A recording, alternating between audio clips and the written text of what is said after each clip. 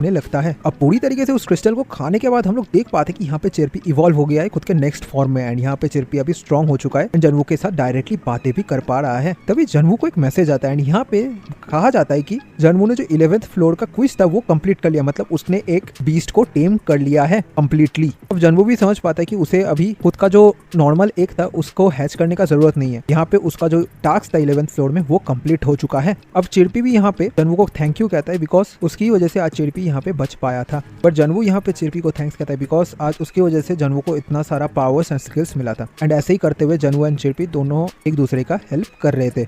अभी हम लोग जनवू एंड एडोरा को देखते हैं जो कुरम शहर पे वापस आ चुके थे। अब एडोरा भी यहाँ पे सोचने लगती है कि यही क्या वो चाइल्ड फियोनिक्स था, इसके अंदर से तो बहुत सारे बीस्ट का किलिंग इंटेंट एंड उसके साथ साथ एसेंस का पावर महसूस हो रहा है। अब यहाँ पे जनवू भी एडोरा को थैंक यू कहती है बिकॉज एडोरा ने यहाँ पे जनवू को बहुत ज्यादा हेल्प किया था इस जर्नी में। अभी यहाँ से जनवू चला जाना चाहता है बिकॉज वो लोग ऑलरेडी कुरम सिटी में पहुंच चुके हैं। अब एडोरा को तो यहाँ पे समझ में नहीं आ रहा था कि जनवू यहाँ पे कहना क्या चाहती है। तभी जनवू यहाँ पे एडोरा को कहती है कि वो और ज्यादा वन हॉर्न ट्राइब के साथ इस फाइट में पार्टिसिपेट नहीं कर सकती है एंड यहाँ पे ये भी सही नहीं रहेगा अगर एडोरा जनवू का इस बारे में साथ दे तो। एडोरा यहाँ पे थोड़ा सा दुखी हो जाती है एंड जनवू को पूछ लेती है क्या उसे पता है क्यों एडोरा जनवू का साथ इतने टाइम तक दे रही थी। अब जनवू को तो यहाँ पे एडोरा का ये सवाल का कोई भी आंसर पता ही नहीं था। तभी यहाँ पे चिरपी आके जनवू को पूछ लेती क्या वो दोनों मेट हैं। अब यहाँ पे ऑफकोर्स चिरपी एक एनिमल है इसी वजह से वो मेट कह रहे हैं, असलियत पे यहाँ पे हस्बैंड एंड वाइफ का बात कहा जा रहा है। ये बात सुन के एडोरा तो थोड़ा सा शर्माने लगती है। तभी जनवू यहाँ पे पूछ लेती कि ये सब बातें उसने कहाँ से सिखाई। तभी चिरपी कहती है कि उसके मॉम ने उसे कहा था कि फ्यूचर वाले टाइम पे उसे भी एक मेड ढूंढना पड़ेगा खुद के लिए, वो सब काम करना पड़ेगा। अब ये सब कुछ सुनकर तो जनवू थोड़ा सा फियोनिक्स के ऊपर डिसअपॉइंटमेंट जताती है बिकॉज एज ए मॉम वो कैसे ये सब बातें चिरपी को सिखा सकती है बिकॉज चिरपी एक बच्ची थी।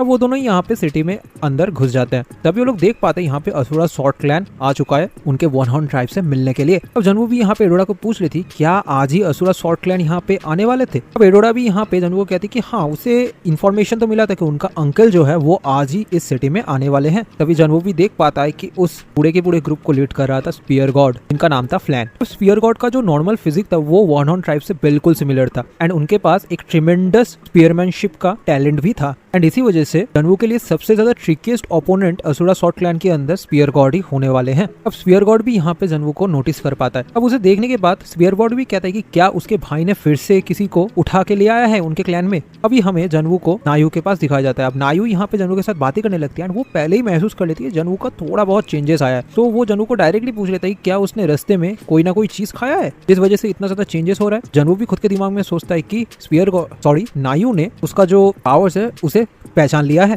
तभी यहाँ पे नायू जनवू को पूछ लेता है कि वो इतना ज्यादा सीरियस फेस में यहाँ पे क्यों आया है। तभी जनवू भी यहाँ पे थोड़ा सा दुखी होकर नायू को कहता है कि वो यहाँ पे उनसे सॉरी कहना चाहता है। तभी नायू भी पूछ लेते सॉरी किस लिए। तभी जनवू भी यहाँ पे नायू को डायरेक्टली बता देता है कि वो अभी वन हॉर्न ट्राइब का गेस्ट को क्विट करना चाहता है, मतलब वो और ज्यादा वन हॉर्न ट्राइब के साथ ये फाइट नहीं लड़ना चाहता। अब ये सुन के तो नायू थोड़ा सा गुस्सा हो जाता है। वो यहाँ पे जनवू को डायरेक्टली कह देता है कि यहाँ पे उसे सब कुछ मिल चुका है वन हॉर्न ट्राइब से, इसी वजह से अभी जब डेंजरस सिचुएशन तैयार हो रहा है जनवू इस फाइट से हट रहा है एंड यहाँ पे वन हॉर्न ट्राइब को अकेले छोड़ रहा है। क्या यही उसका रीजन है। तभी जनवू भी कहता है कि नहीं। गुस्से में यहाँ पे नायू भी जनवू से पूछ लेता है कि फिर क्या रीजन है। अब जनवू भी खुद के ही दिमाग में सोचता है कि यहाँ पे और ज्यादा देर तक वो खुद का जो सीक्रेट है वो सब कुछ नहीं छुपा के रख सकता। वैसे भी इन लोगों के पास एक साइकिक मीडियम है जो इनको ये सारा इन्फॉर्मेशन बाद में तो बता ही देगा। तो अभी जनवू खुद का ये जो प्रॉब्लम है असुरा शॉर्ट क्लैन के साथ वो सब कुछ नायू को बताने लगता है। तभी यहाँ पे नायू को जनवू बताता है कि उसके साथ असुरा शॉर्ट क्लैन का एक बहुत बड़ा प्रॉब्लम है एंड वो जो सिचुएशन हुआ था वो सब कुछ को डिस्क्राइब कर देता है नायू के पास। अभी नायू भी यहाँ पे डायरेक्टली कहता है कि ये असुरा शॉर्ट क्लैन फिर से खुद का जो गलत काम है वो सब कुछ इस टावर के अंदर करना स्टार्ट कर दिया है एंड इस वजह से वो थोड़ा बहुत डिसअपॉइंट भी होता है असुरा शॉर्ट क्लैन के ऊपर।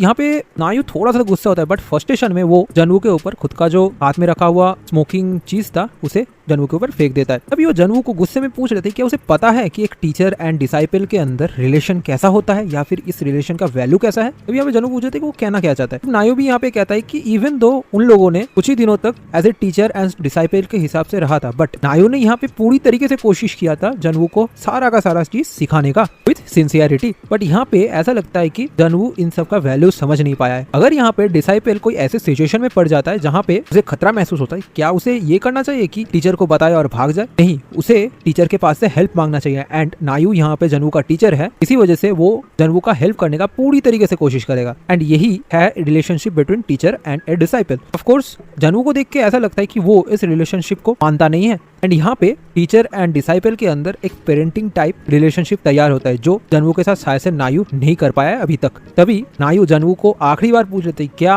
कि वो नायू को खुद का क्या मानता है। तो जनवू भी खुद के दिमाग में सोचने लगता है कि सच में नायू ने उसे बहुत ज्यादा हेल्प किया है। एंड वैसे भी नायू ने जितने टाइम तक उसे टीच किया है तब तक वो बहुत ज्यादा हंसी खुशी में रहता था एंड उसके साथ साथ बहुत ज्यादा जोक्स के साथ जनवू को सिखाने का कोशिश करता था। बट यहाँ पे जनवू नायू को ऐसे ही छोड़ के चला जाना चाहता है। ये सोचते हुए वो खुद भी खुद के ऊपर डिसअपॉइंट हो जाता है। यहाँ पे फिर क्या फर्क रह जाएगा उन जैसे लोगों के बीच में जिसने उसके छोटे भाई को बिट्रे किया था एंड उसके अंदर यहाँ पे वो नायू को तो एक तरीके से बिट्रे ही कर रहा है ना। तभी यहाँ पे जनवू रिप्लाई देता है कि वो नायू को खुद का मास्टर मानता है। यही जनवू का रिलेशनशिप है नायू के साथ। अब यहाँ पे नायू भी जनवू के पूरे सिचुएशन को समझ पाता है। तभी जनवू भी यहाँ पे थैंक यू कहता है नायू को हर एक चीजों के लिए। अब नायू को बात करने के बाद जनवू वहाँ से बाहर निकल के डायरेक्टली चले जाने लगता है रेड ड्रैगन क्लैन के पास। रास्ते में ही उसे एडोरा एंड पांथे मिलता है। अब पांथे तो यहाँ पे डायरेक्टली जनवू को पूछ देती क्या वो अभी खुश है खुद के छोटे भाई एंड बहन को ऐसे करके छोड़ के। अब एडोरा भी यहाँ पे सिंसियरली जनवू को कह देता है कि वो यहाँ पे उन दोनों को ना रोके, बिकॉज उन दोनों ने डिसाइड कर लिया है वो जनवू को फॉलो करेगा। अब जनवू भी यहाँ पे उन दोनों को पूछ रही थी क्या वो लोग तब भी फॉलो करेंगे जब उन लोगों को उनके ही ट्राइब मेंबर्स के साथ फाइट करना पड़ेगा ऐसे एनिमी की तरह। अब एडोरा तो यहाँ पे ऑलरेडी प्रिपेयर्ड था ये पूरे के पूरे चीज को लेके। यहाँ पे मजाक में ही पांथे भी कह देता है कि वो तो ऑलरेडी असुरा शॉर्टलैंड के साथ फाइट करने के लिए रेडी है, बिकॉज उनका जो तरीका है वो सब कुछ पांथे को बिल्कुल पसंद नहीं है। अब जनवू भी यहाँ पे थोड़ा सा खुश होकर उन दोनों को कहता है कि वो लोग उनके मर्जी का चीजें कर सकते हैं यहाँ पे। तभी वो दोनों भी जनवू को फॉलो करने लगते हैं। अब जनवू तो खुद के ही दिमाग में सोचता है कि यहाँ पे उसे एक बहुत अच्छा मास्टर मिला है एंड उसके साथ साथ दो बहुत ही प्यारे से सिबलिंग्स भी मिल गया है एज ए फैमिली मेंबर की तरह। एंड यही सोचते हुए थोड़ा सा खुश हो जाता है। अभी हम लोग समझ पाते हैं कि ये जो रेड ड्रैगन क्लैन है ये वेजेस नाम का एक सिटी को कैप्चर करके वहाँ पे रह रहा था। एंड वहाँ पे रहते ही वो लोग कोशिश कर रहे होते उनका जो टेरिटोरी था वो सब कुछ को एक्सपेंड करने का। उनके ऊपर काउंटलेस टाइम असुरा शॉर्टलैंड ने अटैक किया था। इवन दो असुरा शॉर्टलैंड ने पहली अपर हैंड ले लिया था इस वॉर पे जब उन्होंने पुरम सिटी को कैप्चर कर लिया था। बट यहाँ पे सबसे बढ़िया काम किया था रेड ड्रैगन क्लैन ने, बिकॉज उन लोगों ने वेजेस को कंट्रोल में ले लिया था एंड उसको रूल कर रहे थे। यहाँ पे पांथे भी पूछ लेता है यहाँ पे क्या कोई ऐसा रीजन है जिस वजह से रेड ड्रैगन क्लैन ये सारे वॉर्स को जीत रहा है। तभी डोडा भी यहाँ पे कह देते हैं कि इस पूरे के पूरे आर्मी को लीड कर रहा है बहाल। यहाँ पे जनवू भी समझ पाता है कि यहाँ पे रेड ड्रैगन क्लैन का स्ट्रेंथ इतना ज्यादा क्यों है। उसे पता था कि जो 11th फ्लोर है इसका इंचार्ज अभी के लिए बहाल ही रहेगा। रेड ड्रैगन क्लैन को इतना ज्यादा कॉशियस रहने का रीजन भी है बिकॉज असुरा शॉर्टलैंड को अभी ऑनहॉर्न ट्राइब ने ज्वाइन कर लिया है। अब जनवू भी खुद के दिमाग में सोचता है कि रेड ड्रैगन क्लैन यहाँ पे वो सब कुछ कर सकते हैं जिससे वो फिर से 11th फ्लोर को उनके अंडर में लेके आ पाए, बिकॉज यहाँ पे उनका प्रायोरिटी सबसे ज्यादा मेन प्रायोरिटी है। एंड वैसे भी यहाँ पे असुरा शॉर्टलैंड के पास सिर्फ और सिर्फ मार्शल किंग ही नहीं है, उसके साथ साथ sabre god and sword god भी हैं। ये सब कुछ सुनते हुए तो रेड ड्रैगन क्लैन ऐसे ही नहीं बैठे रहेंगे। एंड यहाँ पे अगर जनवू के पास लियोन्टे का कोई न्यूज आ जाता है असुरा शॉर्टलैंड से तो ये भी उसके लिए बहुत बढ़िया रहेगा। पांथे तो यहाँ पे जनवू को डायरेक्टली पूछ लेता है कि वो लोग रेड ड्रैगन क्लैन की तरफ जा रहे हैं वो तो ठीक है, बट यहाँ पे क्या वो लोग जनवू को उनके क्लैन में ज्वाइन होने देंगे। पांथे को तो ऐसा लग रहा था कि जनवू के पहले वाले ऑफर को रिजेक्ट करने की वजह से वो लोग जनवू के ऊपर बहुत ज्यादा गुस्सा होंगे। अभी जनवू भी यहाँ पे पांथे को रिप्लाई करता है कि अगर यहाँ पे डेंजर की बात चल रहा है तो उन दोनों को यहाँ पे सबसे ज्यादा फिक्र करना चाहिए, बिकॉज उनका जो क्लैन है वो तो असुरा शॉर्टलैंड के साथ मिले हुए हैं। अभी एडोरा भी यहाँ पे कहती है कि साथ से उन लोगों को उस क्लैन में ज्वाइन होने का कोई भी प्रॉब्लम नहीं होगा, बिकॉज इस टावर में हर एक लोग जानते हैं जो लोग वॉनहॉर्न ट्राइब के मेंबर्स रहते हैं वो बहुत हद तक हर एक टाइम पे अलग अलग क्लैंस में ज्वाइन हो जाते हैं। यहाँ पे उन लोगों को कोई फर्क भी नहीं पड़ता इस बारे में। अब जनवू यहाँ पे एडोरा को पूछ रही थी ये सब कुछ तो ठीक है, बट वो दोनों अगर फेस टू फेस यहाँ पे वॉनहॉर्न ट्राइब के साथ लड़ने लगे तो क्या होगा। अब एडोरा भी सिंसियरली कहता है कि ये सब कुछ मैटर नहीं करता। ऑफ कोर्स जब तक वो लोग फेस टू फेस यहाँ पे उनके ट्राइब मेंबर्स के साथ फाइट नहीं करेंगे तब तक उनके ऊपर कोई भी मुसीबत नहीं आ सकता, इसी वजह से उन लोगों को डायरेक्ट फाइट अवॉइड करना पड़ेगा। पांथे भी यहाँ पे कहता है कि वो लोग ही अकेले नहीं है जिन्होंने उनके क्लैन को अभी छोड़ दिया है, उसके बाद भी वो लोग अल्टीमेटली तो मार्शल किंग के ही बेटे हैं, इसी वजह से वॉनहॉर्न ट्राइब के मेंबर्स उनके ऊपर हाथ नहीं उठाएंगे। तभी पांथे यहाँ पे जनवू को पूछ रहे थे कि उसका प्लान क्या है। तभी जनवू यहाँ पे कहता है कि उसने तो अभी अभी उस आंसर को दिया है उसके ही मुंह से। जनवू यहाँ पे ये भी कहता है कि बहाल जनवू को उसके टीम में ज्वाइन करना चाहता है। अब जनवू तो खुद के दिमाग में सोचता है कि ऑफकोर्स यहाँ पे बहाल इंटरेस्टेड रहेगा, बिकॉज वो इस जैसे प्लेयर को कभी भी इसके नजर से बाहर नहीं जाने दे सकता है। जनवू ने ऑलरेडी एक सेमी रैंकर वॉर्डर को हरा दिया है। यहाँ पे और भी बहुत सारे रीजन है। तभी हम लोग देख पाते हैं कि जनवू वेजेस सिटी में पहुंच चुका है एंड यहाँ पे जनवू एक आदमी को चीज देता है एंड उसे ऑर्डर करता है कि ये चीज बहाल को जाके दे दे। और जनवू तो सोचता है कि यहाँ पे ऑलरेडी उसने बहुत सारे चीजों के ऊपर प्रिपेयर करके रखा था, इस वजह से बहाल यहाँ पे बहुत ज्यादा खुश होगा जनवू को देख के। अब जनवू को आते हुए सुन के बहाल डायरेक्टली वहां पे चला आता है, वो बहुत ज्यादा खुश होता है। बहाल वहां पे पहुंचते ही जनवू को कहता है कि उसे पता है वो कितनी देर से जनवू का वेट कर रहा है खुद के क्लैन में। अब जनवू तो थोड़ा सा यहाँ पे गुस्सा होता है बिकॉज बहाल पहले तो आर्टिया ग्रुप का एक मेंबर था एंड उसके छोटे भाई का दोस्त। अगर वहाँ उस टाइम पे बहाल जनवू के छोटे भाई के साथ इस तरीके का बिहेवियर करता तो शायद से आज जनवू का छोटा भाई बच जाता उस वॉर से। बट वो खुद के गुस्से को ठंडा करके बहाल को कहता है कि यहाँ पे उसे आने में थोड़ा सा देर हो गया एंड इस वजह से वो बहाल से अपोलोजाइज भी मांगता है। अब यहाँ पे बहुत सारे रास्ते पे ऐसे सिचुएशंस क्रिएट हो गया था जिस वजह से जनवू को आने में इतना ज्यादा लेट हो गया एंड ये सारे सर्कमस्टेंसेस जनवू के फेवर में भी नहीं थे। अब बहाल तो यहाँ पे जनवू को पाके बहुत ज्यादा खुश था, इसी वजह से वो जनवू को कहते थे कि ये सब कुछ बातें उतना ज्यादा इंपॉर्टेंट नहीं है, अभी जनवू बहाल के साथ यही काफी है। तभी बाकी जितने सारे रेड ड्रैगन क्लैन के मेंबर्स थे वो भी जनवू को नोटिस कर पाता है। वो लोग यहाँ पे कहते हैं कि वॉर्डर यहाँ पे आया है, क्या वो बहाल से इतना ज्यादा क्लोज है। अब जनवू भी समझ पाता है कि यहाँ पे बहाल ने क्यों जनवू को रेड ड्रैगन क्लैन में ज्वाइन होने का ऑफर दिया है। जनवू इधर उधर देख के समझ पाता है कि सारे के सारे लोग जनवू को देख के बहुत ज्यादा एक्साइटेड थे एंड बहाल जनवू का यहाँ पे एडवांटेज लेने वाला है। जनवू के सहायता से बहाल खुद का जो स्टैंडिंग है रेड ड्रैगन क्लैन में वो और भी ज्यादा मजबूत करना चाहता है। तभी बहाल एडोरा एंड पांथे दोनों को ही पूछ रहे थे क्या यहाँ पे ठीक रहेगा उन दोनों को रहना, बिकॉज वो तो मार्शल किंग के डॉटर एंड सन है। पांथे तो यहाँ पे डायरेक्टली कह देता है कि उसने बहुत दिनों से खुद के पिताजी का जो ऑर्डर्स था वो सब कुछ मानना बंद कर दिया है, इस वजह से उतना ज्यादा कोई प्रॉब्लम नहीं है। तो बहाल भी यहाँ पे उन दोनों को रेड ड्रैगन क्लैन में स्वागत करता है। अब बहाल यहाँ पे उन तीनों को कहता है कि अभी उनको कैसल के अंदर चले जाना चाहिए बिकॉज अंदर में उनके जो ऑफिशियल मेंबर्स हैं उन सब के बीच में एक मीटिंग हो रहा है, इन सारे मीटिंग्स को भी उन लोगों को भी अटेंड करना है। अब अंदर जाके बहाल डायरेक्टली जनवू को एज ए हॉर्डर की तरह एंड पांथे एंड इडोरा को मार्शल किंग के सन एंड डॉटर की तरह इंट्रोड्यूस करता है सबके सामने। वो यहाँ पे ये भी कहता है कि उनके अंदर जो जो लोग लोअर फ्लोर्स में इंटरेस्टेड थे वो सबके सब शायद से इन तीनों के बारे में बहुत अच्छे तरीके से जानते होंगे। अब यहाँ पे जो मेंबर्स था आर्टिया ग्रुप का जिन्होंने आर्टिया ग्रुप को धोखा देके बाकी सारे क्लैंस में ज्वाइन हुए थे, उन सारे लोगों को बाकी जितने सारे नॉर्मल क्लैन मेंबर्स थे वो क्लैन में स्वागत नहीं करते थे। बाकी जितने सारे मेंबर्स थे वो उन सबको एज ए ट्रेटर की तरह देखते थे एंड यहाँ पे रेड ड्रैगन क्लैन में भी बहाल के साथ कुछ इसी तरीके का बर्ताव बाकी सारे क्लैन मेंबर्स करते हैं। जनवू यहाँ पे देख पाता है कि उसके ऊपर टोटल ऑफ 81 आईज है। तो जनवू यहाँ पे एक्सप्लेन करता है कि एक ड्रैगन का एक आई के अंदर लगभग छोटा छोटा करके 81 माइक्रोस्कोपिक आईज है, जिसकी वजह से ड्रैगन खुद के बाकी जितने सारे एरियाज है उन सबको बहुत अच्छे तरीके से महसूस कर सकता है एंड देख भी सकता है एंड एक ड्रैगन के नजर से कोई भी छुप नहीं सकता। एंड यहाँ पे भी जनवू को कुछ कुछ वैसे ही फेमिलियर फेसेस मिला है जिनके अंदर एक को देखे तो जनवू भी हैरान हो जाता है बिकॉज वो थे रेड ड्रैगन क्लैन के लीडर मतलब आइस क्वीन। पांथे भी जनवू के इस बर्ताव को नोटिस कर पाता है एंड उसे पूछ रहे थे क्या कुछ गड़बड़ है यहाँ पे। जनवू कहता है कि नहीं। अब बहाल भी यहाँ पे सबको कह देता है कि उनको देख के ऐसा लग रहा है कि ये डिसीजन से वो लोग भी सहमत है, इसी वजह से उन लोगों को अभी मेन टॉपिक के ऊपर बात करना चाहिए। अब यहाँ पे उनके सीक्रेट सूत्रों के हिसाब से पता चला है कि कौन कौन से एरिया पे असुरा शॉर्ट क्लैन ने खुद के बेसिस को तैयार किया है एंड कहाँ पे उनका ट्रूप्स है। अब ये सुन के तो एक क्लैन मेंबर हैरान हो जाता है, वो डायरेक्टली बहाल से पूछ रही थी क्या ये सच है। तभी बहाल उसे एक मैप दिखाता है एंड वहाँ पे सच में असुरा शॉर्ट क्लैन का जितने सारे लोकेशंस है जहाँ पे वो लोगों ने कैंप कर रहा था वो सारा का सारा लोकेशंस मार्क किया हुआ है, जो देखे तो वो भी हैरान हो जाते हैं। तभी वो आदमी यहाँ पे पूछ लेता है कि ये मैप को किसने लेके आया है। तभी बहाल भी कह देता है उनके दोस्त मतलब जनवू ने। अब वो आदमी भी यहाँ पे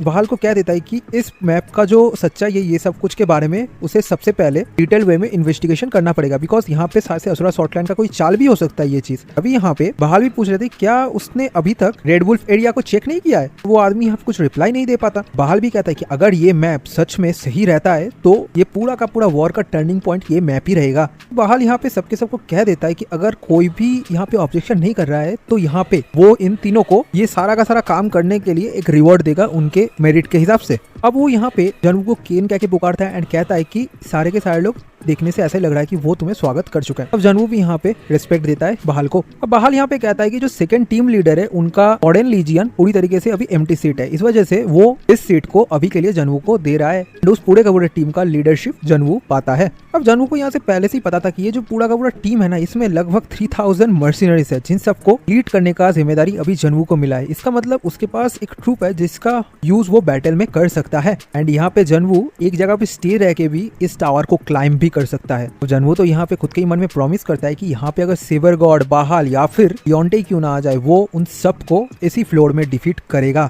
एंड यहाँ पे वो बाहाल को कह देता है कि वो उसका बेस्ट देगा इस टीम को लीड करने में। तभी एक आदमी जनवो एंड पांथे एडोरा को लेके उस टीम के पास आ जाते हैं। वो लात मार के उस टीम का जो रूम है उसका दरवाजा खोलते हैं एंड उन सारे टीम मेंबर्स को इंट्रोड्यूस करते हैं उनके न्यू लीडर केन के साथ एंड एडोरा एंड पांथे के साथ। वो आदमी यहाँ पे उन सबको ऑर्डर दे देता है कि वो लोग यहाँ पे इन सब के साथ रिस्पेक्टफुली ट्रीट करे। अब वो आदमी जाते जाते भी कह देता है कि वो उन सबको अब भी ट्रस्ट नहीं करता है एंड यहाँ पे शायद से यही सही रहेगा कि वो तीनों कुछ भी गलत काम यहाँ पे ना करे जिससे उनका कोई भी नुकसान होए। अब यहाँ पे तो बाकी जितने सारे लोग थे वो एक दूसरे के साथ बातें करने लग जाते कि ये लीडर है। पीछे खड़े हुए दोनों लोग तो वन हॉर्न ट्राइब के मेंबर्स है, ये लोग तो असुरा शॉर्टलैंड को हेल्प कर रहे हैं उनके बैटल में। अब एक आदमी तो उस मास्क को देख के पहचान जाता है कि केन ही हॉर्डर है। तो सुन के तो बाकी जितने सारे लोग थे वो भी हैरान हो जाते हैं। अब यहाँ पे वो लोग भी समझ पाते कि ये जो वन हॉर्न ट्राइब मेंबर्स थे वो लोग सिबलिंग्स है। तभी पांथे यहाँ पे कह देता है कि मास्टर इन सबको देख के ऐसा लगता है कि वो इन सबको पहले से ही जानते हैं। तभी यहाँ पे इस टीम के एक मेंबर डायरेक्टली जनवो के पास जाके कहता है कि यहाँ पे उनसे उन लोगों को कुछ बात करना है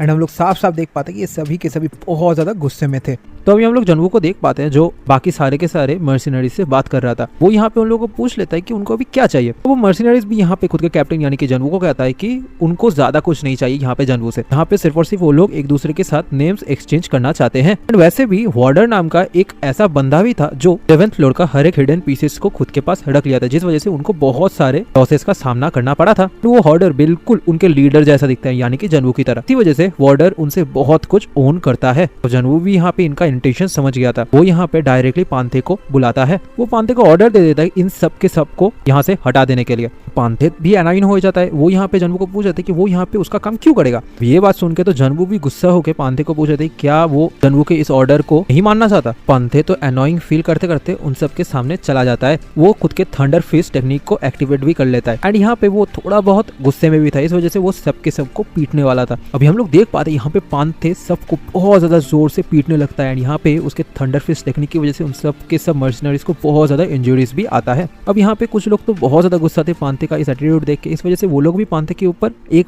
1 by 1 अटैक करने के लिए आगे बढ़ते हैं। बट पांथे के लिए उन सब के अटैक्स को डॉज करने या फिर रोकना उतना ज्यादा कोई मुश्किल का काम नहीं था। वो बहुत ही ज्यादा आसानी से उन सबको रोक के उन सबको मारने लगता है। बट पांथे का एक एक अटैक्स को रोकने में उन सबको बहुत ज्यादा चोटें लग रहा था। अभी हम लोग देख पाते कि यहाँ पे बाकी जितने सारे लोग थे उन सबको पांथे पटक पटक के मार रहा था। तभी एक मर्सनरी यहाँ पे उन सबको कहता है कि वो लोग क्या बेवकूफ हो चुके हैं, वो लोग इस तरीके से फाइट क्यों कर रहे हैं। लोगों को एक साथ पांथे के ऊपर अटैक करना चाहिए। 1 by 1 अगर वो लोग ऐसे ही करके अटैक करेंगे तो पांथे आराम से उन लोगों को हरा देगा। तभी सब के सब पांथे के ऊपर एक साथ अटैक करने के लिए आगे बढ़ते। पांथे तो ये देख के और भी ज्यादा एक्साइटेड हो जाता है। वो फिर खुद के बहुत सारे थंडर अटैक्स को रिलीज करके उन सबको दूर फेंक देता है। अब ये फाइट देख के तो चिप भी बहुत ज्यादा एक्साइटेड हो गया था। तभी यहाँ पे चिप भी एक आदमी के ऊपर दिखा के जनवो कहता है कि वो उस बंदे को नहीं पसंद करता। तभी हम लोग देख पाते कि एक बंदा यहाँ पे जनवो के ऊपर अटैक करने के लिए आगे बढ़ता है, बट चिप का एक ही स्ट्राइक से वो बंदा भी बहुत ज्यादा दूर जाके गिरता है। अब यहाँ पे पांथे का भी फाइट एंड हो गया था। उसने सब के सबको बहुत ज्यादा पीट दिया था, बट वो बहुत ज्यादा डिसअपॉइंट भी हुआ था इस फाइट से। उसे यहाँ पे लग रहा था कि उसे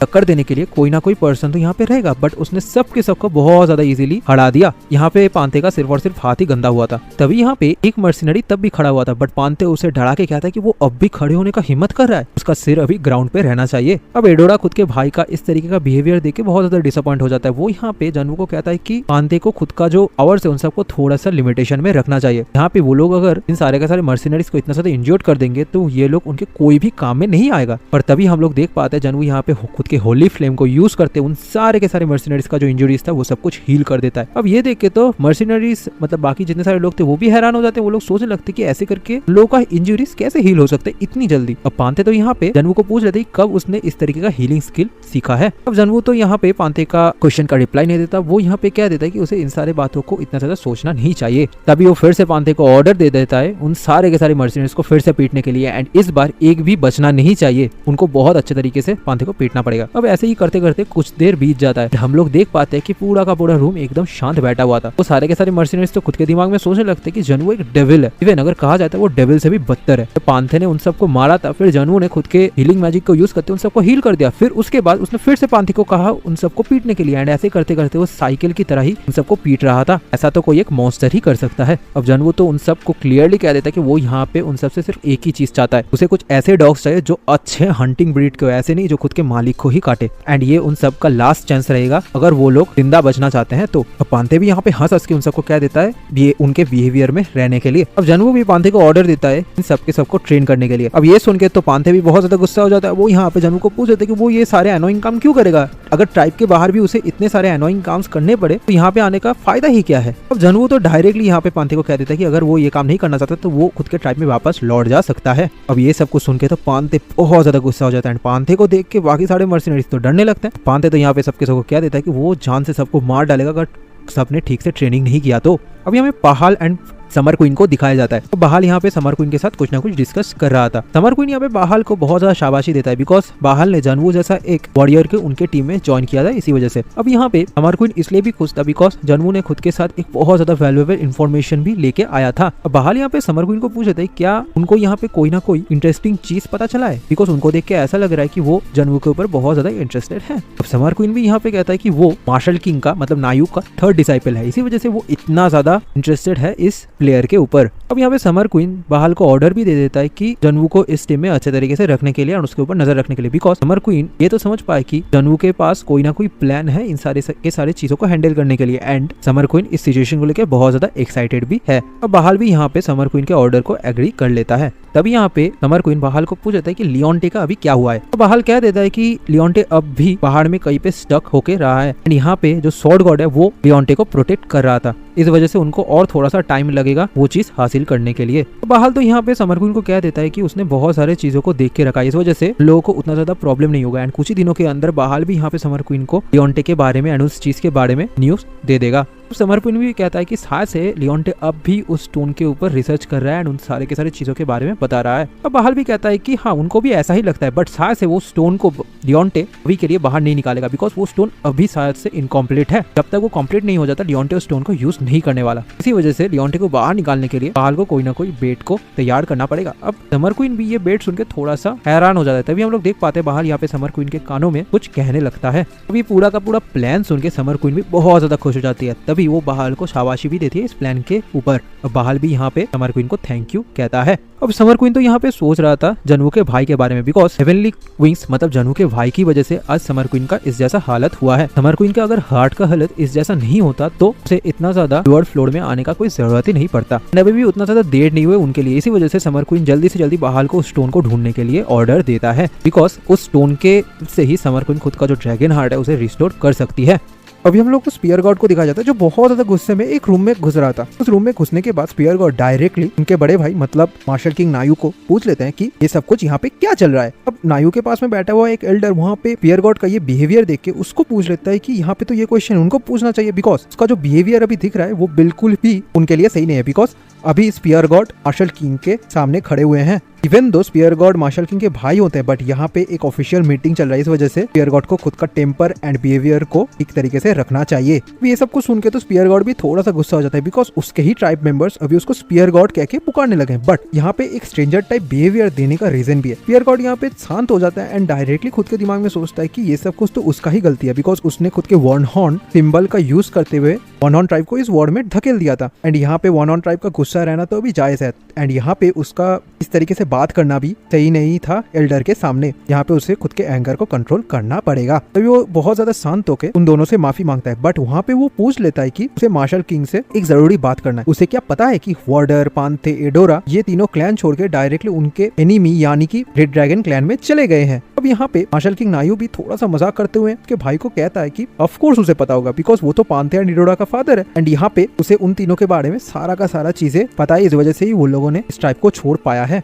अब ये सुन के स्पीयर गॉड खुद के भाई को पूछ लेते कि वो ऐसा कैसे होने दे सकते हैं, बट यहाँ पे नायू उसका वो सेंटेंस पूरा ना करते हुए डायरेक्टली उसे कह देता है कि वो ही ऐसा चाहता है कि उसका सन, डॉटर एंड जो डिसाइपल है वो इस वॉर में उनके साथ शामिल ना हो। एंड यहाँ पे तो अनफॉर्चुनेट चीज ये है कि इन सारे के सारे चीजों से थोड़ा शॉर्ट क्लैन को बहुत ज्यादा नुकसान होने वाला है बट यहाँ पे तो वन हॉर्न ट्राइब का कोई भी नुकसान या फिर फायदा दिखाई नहीं दे रहा है नायू को। यहाँ पे उन तीनों ने जो जो काम किया है वो सब कुछ का रिस्पॉन्सिबिलिटी उन तीनों के ऊपर है, ट्राइब के ऊपर बिल्कुल भी नहीं है। एंड यहाँ पे ये सब कुछ स्पीयर गॉड से बेहतर कोई भी नहीं जान सकता। स्फीयर गॉड तो खुद के भाई की तरफ देख के समझ पाता है कि वो सिर्फ और सिर्फ इस इंसिडेंट के बारे में ही बात नहीं कर रहा है, वो शायद से इसके पहले वाला जब स्फीयर गॉड ने थॉट गॉड के साथ मिलके उनका जो वन हॉर्न ट्राइब था वो छोड़ के आया था, उस इंसिडेंट के बारे में भी बात कर रहे हैं। ये सब कुछ सुन के स्फीयर गॉड खुद के भाई को डायरेक्टली पूछ रहे थे, तो इसका मतलब यही हुआ कि वो लोग अगर फिर से बैटल ग्राउंड में उन दोनों के साथ मिलेंगे तो यहाँ पे स्फीयर गॉड उन दोनों को मार सकता है। अब नायू फिर से खुद के भाई को कह देता है कि ऑफ कोर्स उसने पहले भी कहा है कि एक सिंगुलर पर्सन का डिसीजंस का रिस्पॉन्सिबिलिटी ट्राइब नहीं लेगा, वो उस पर्सन के ऊपर ही डिपेंड करता है। तभी ये बात सुन के स्फीयर गॉड भी खुद के भाई को पूछ लेते हैं कि क्या वो उसके भाई के इस वादे के ऊपर भरोसा कर सकता है। अब नायू भी यहाँ पे हाँ कहता है, जो सुन के स्फीयर गॉड भी उस रूम से चले जाते हैं। तो उसका भाई चले जाने के बाद नायू भी कहने लगता है कि उसका भाई का जो ये टेम्पर है ये अब तक नहीं गया। उसे लगता था कि असुरा सॉर्टलैंड में ज्वाइन होने के बाद वो शायद से मैच्योर हो जाएगा, बट अभी तक उसका ये टेम्पर को कंट्रोल करने वाला कोई भी आदमी इस दुनिया पे नहीं आया है। यहाँ पे जो एल्डर थे वो भी खुद के लीडर को पूछ लेते हैं कि उसके भाई का बात तो ठीक है, बट यहाँ पे क्या एल्डर उनके इस डिसीजन से पूरी तरीके से सहमत है। अब यहाँ पे नायू भी कह देता है कि जो रूल्स है वो किसी के लिए चेंज नहीं हो सकता उनके ट्राइब का। अब वो एल्डर भी समझ पाते हैं एंड वो यहाँ पे नायू को कहते हैं कि बहुत सारे मुश्किल के बाद ही नायू किंग के सीट के लिए वेसल बनाता है एंड आज इतना ज्यादा एक्सपीरियंस होने के बाद नायू इस पूरे के पूरे सिचुएशन का ये डिसीजन ले रहा है। अब सीन थोड़ा सा शिफ्ट होता है एंड हमें रेड ड्रैगन क्लैन को दिखाया जाता है, जहाँ पे पान थे उन सारे के सारे मर्सिनरीज को ट्रेनिंग दे रहा था। वो बहुत ज्यादा गुस्सा था उन सारे मर्सिनरीज के परफॉर्मेंस से, बट वो यहाँ पे खुद के नॉलेज से उन सारे मर्सिनरीज को जो मार्शल आर्ट टेक्निक्स है वो सबको सिखा रहा था। अब जनवू एंड एडोरा दोनों ही उन सब के ट्रेनिंग को ऊपर बैठे हुए देख रहे थे। एडोरा यहाँ पे जनवू को क्या देता है कि उनको देख के ऐसा ही लग रहा है कि वो लोग बहुत ज्यादा इंप्रूव ऑलरेडी कर चुके हैं, इवन दो ये सिर्फ और सिर्फ 4 ही दिन हुआ है इस ट्रेनिंग का। अब जनवू भी कहता है कि हाँ वो लोग इंडीड अभी के लिए यूजफुल हो चुके हैं वॉर के लिए। अब जनवू तो सोच रहा था कि पांथे वैसे बहुत ही बढ़िया टीचर है, उसके पास वो सारा का सारा स्किल्स एंड एबिलिटीज है जिससे वो कोई भी पर्सन को यहाँ पे मार्शल आर्ट सिखा सकता है, बस उसका ये जो टेम्परमेंट है ना ये थोड़ा सा कम जाए तो वो सबसे ज्यादा बढ़िया टीचर रहेगा। बट ये शायद से पांथे का टेम्परमेंट ही सिर्फ नहीं है, उसके साथ साथ उसका स्किल भी है। इसी स्किल की वजह से वो सारे के सारे मर्सिनरीज अभी पांथे का बात सुन रहे हैं एंड यहाँ पे अभी जनवू रिलैक्स होकर बैठ सकता है एंड उन सबका ट्रेनिंग को देख सकता है। अब ये सब कुछ तो ठीक है, बट एडोरा को ये समझ में नहीं आ रहा था कि सुबह से जनवू वहाँ पे क्या देख रहा है। अब जनवू यहाँ पे उसे कह देता है कि अभी वो 8 एक्सट्रीम फिस्ट का जो सेकंड फेज है उसे सीख रहा है। अब ये सुन के तो एडोरा भी बहुत ज्यादा हैरान हो जाती है। अब एडोरा समझ चुका था कि उनका फादर ने ऑलरेडी इस सेकंड सेक्शन के लिए भी जनवू के ऊपर भरोसा कर लिया है। अब ये जो 8 एक्सट्रीम फिस्ट है ना ये one of the most superior technique है जिसको मार्शल किंग नायू ने खुद इन्वेंट किया था एंड इस टेक्निक को सीखना बहुत ज्यादा हार्ड है, बिकॉज पहले तो जो ये टेक्निक को सीख रहे हैं वो बहुत ही आसानी से सीख सकता है, बट जितना ज्यादा वो पर्सन इस टेक्निक को सीखने का कोशिश करेगा उतना ही ज्यादा ये हार्ड होगा एंड इसको प्रॉपर्ली सीखने के लिए ईयर्स ऑफ ईयर्स का ट्रेनिंग का जरूरत हो सकता है। तो ये बहुत ज्यादा टाइम कंज्यूमिंग टेक्निक है। यहाँ पे ऑफ कोर्स एडोरा को भी इस टेक्निक को सीखने में बहुत ज्यादा स्ट्रगल का सामना करना पड़ा था एंड यहाँ पे शायद से जनवू को भी उसी स्ट्रगल का सामना करना पड़ रहा है। अब चाय पीते पीते एडोरा का दिमाग में अचानक से ये ख्याल आता है कि फादर ने तो इस बार मतलब मार्शल किंग नायू ने तो इस बार एडोरा को ये ऑर्डर नहीं किया था कि वो जनवू को हेल्प नहीं कर सकता, तो यहाँ पे शायद से एडोरा जनवू को हेल्प कर सकता है जिसकी बदौलत वो जनवू के साथ और भी ज्यादा टाइम स्पेंड कर पाएगी। अब यहाँ पे एडोरा तो डायरेक्टली जनवू को पूछ लेता है कि शायद से जनवू को ये सेकंड सेक्शन सीखने में थोड़ा सा तकलीफ हो रहा है, क्या यहाँ पे उसे एडोरा का हेल्प चाहिए। बट तभी यहाँ पे जनवू रिप्लाई दे देता है कि नहीं, अभी जनवू को कोई भी तकलीफ नहीं हो रहा है, वो सिर्फ और सिर्फ इन सारे टेक्निक्स को मेमोराइज कर रहा है एंड जो स्टेप्स है उन सबको सीख रहा है एंड यहाँ पे धीरे धीरे जनवू इस पूरे के पूरे टेक्निक को भी सीख लेगा। अब यहाँ पे जनवू भी सोचता है कि उसे अगर खुद के मैजिक सर्किट को पूरी तरीके से यूज करना है तो ये टेक्निक को सीखने में उसे बहुत ज्यादा कॉम्प्लिकेशन का सामना करना पड़ेगा। अब 8 एक्सट्रीम फिस्ट जो है ना वो इटसेल्फ एक बहुत ज्यादा बढ़िया एंड पावरफुल टेक्निक है, बट जनवू यहाँ पे खुद के मैना को यूज करते हुए इस टेक्निक को यूज करना चाहते हैं, इस वजह से उसे बहुत सारे एडजस्टमेंट्स इस टेक्निक में करना पड़ रहा है। अब यहाँ पे जनवू को फिर से नोटिफिकेशन आता है एंड हम लोग देख पाते हैं कि यहाँ पे हर्मिस फिर से जनवू के ऊपर नजर रखे हुए था। अब जनवू भी सोच रहा था कि पहले तो ये सब कुछ ठीक था, बट अभी ये बहुत ज्यादा हो चुका है एंड ये थोड़ा सा एनोइंग भी है उसके लिए। तभी यहाँ पे हम लोग देख पाते हैं बहाल ट्रेनिंग ग्राउंड में आ गया था। अब बहाल भी यहाँ पे खुश था बिकॉज जनवू ने ऑलरेडी इस पूरे के पूरे एनवायरमेंट में एडजस्ट कर लिया था। अब बहाल को पहले से ही पता था कि जनवू को उतना ज्यादा मुश्किल नहीं होगा एंड वैसे भी अभी उसे जो टीम है उसको देख के लग रहा है कि सारे के सारे मर्सिनरीज अभी जनवू के हाथ के कंट्रोल में है। अब बहाल यहाँ पे जनवू को पूछ रहे थे क्या वो अभी रेडी है वॉर पे उतरने के लिए। अब जनवू भी कहता है कि हाँ वो रेडी है, बट ये सब कुछ करने से पहले वो एक बहुत ही बढ़िया चीज को बहाल के साथ शेयर करना चाहता है। अब बहाल भी कहता है कि हाँ वो कर सकता है। तभी जनवू कहता है कि क्या उन सबको पता है सेबर गॉड का जो सन है वो 16th फ्लोर के कहीं पे छुपा हुआ है। अब बहाल तो ये चीज सुन के बहुत ज्यादा हैरान हो जाता है बिकॉज उसे पता ही नहीं था कि सेबर गॉड का भी एक सन है। इवन असुरा स्लॉट क्लैन के अंदर भी जितने सारे लोग थे वो लोग सेबर गॉड को एक पावरफुल वॉरियर की तरह ही जानते थे। सेवर गॉड ने खुद के पूरे जिंदगी को खुद के स्वॉर्ड के ऊपर ही लगा दिया था एंड यहाँ पे सेवर गॉड का सिर्फ और सिर्फ एक ही फोकस था, वो था स्ट्रॉन्ग होना। एंड सेवर गॉड ये इसलिए भी फेमस थे बिकॉज उनके एंटायर लाइफ में सेवर गॉड ने किसी भी वुमन को कभी भी टच नहीं किया था। बट यहाँ पे जनवू के मुताबिक सेवर गॉड का एक सन है। अब जनवू भी यहाँ पे कहता है कि सबको शायद से पता ही होगा कि कुछ दिनों से सेवर गॉड का जो मैना है वो बहुत ज्यादा कम हो रहा है, इस वजह से सेवर गॉड बहुत ज्यादा मैजिकल पावर में स्ट्रगल कर रहे हैं। अब बहाल भी थोड़ा सा खुद के ही दिमाग में सोच रहा था कि हाँ, हायर अप्स जो है वो सब कुछ भी इन सब के बारे में थोड़ा बहुत स्पेकुलेशन किए थे।